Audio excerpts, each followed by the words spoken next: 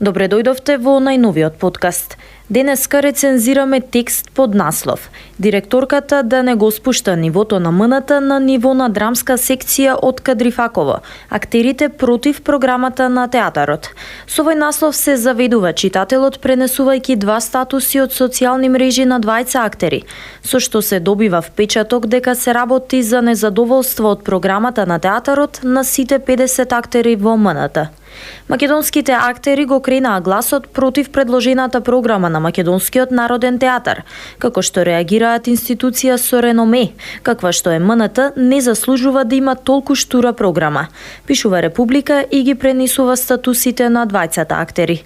Пренесувањето на статус од социјалните мрежи на дигиталните медиуми не е нова пракса во македонското новинарство.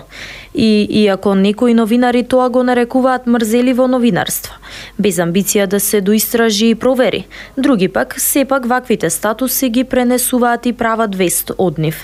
Кога ставовите пренесени од Facebook на поединци се изедначуваат со цела група на засегнати луѓе, тогаш тоа може да биде искривување на реалноста.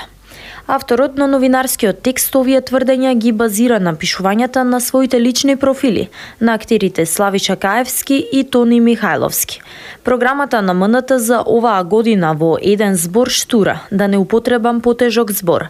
Барем се надевам дека колегите ќе успеат да ги изведат проектите, знаејќи колку им се работи. Се моли директорката да не го спушта нивото на МНТ на ниво на драмска секција од Кадрифаково. Без култура нема иднина, реагира Славиша Каевски во пренесениот статус. Програмата за некултура каква што е никаква, требаше да ја задоцна 22 години, а не 22 дена, пишува Михајловски. Новинарот сепак бил должен да го информира читателот уште во насловот дека се работи за двајца актери. Вака како што е напишан, си има впечаток дека ова е став на сите актери, а тие според официјалната страна на МНТ се вкупно 50. Што значи дека има уште 48 други актери со свое мислење, а читателот автоматски е пренасочен да мисли дека тоа е потврден став на целиот ансамбл. Новинарот понатаму не направил истражување и не споделил со читателите дали останатите го делат истиот став. Со ваков наслов се искривува реалноста и знаејќи дека голем дел од граѓаните читаат само наслови.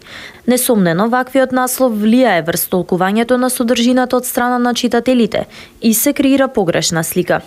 Наведувајќи дека се работи за штура програма, читателот треба да му верува на зборот на авторот, бидејќи не дава увид во таа програма, ниту каква било друга информација што ќе даде аргументи во прилог на ова тврдење.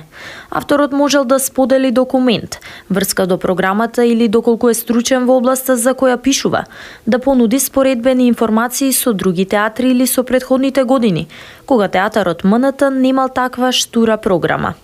Во Кодексот на новинарите на Македонија стои дека новинарот треба да објавува точни проверени информации и нема да прикрива суштински податоци и да фалсификува документи, доколку информацијата не може да се потврди или станува збор за предпоставка, односно шпекулација. Тоа треба да се каже и да се објави.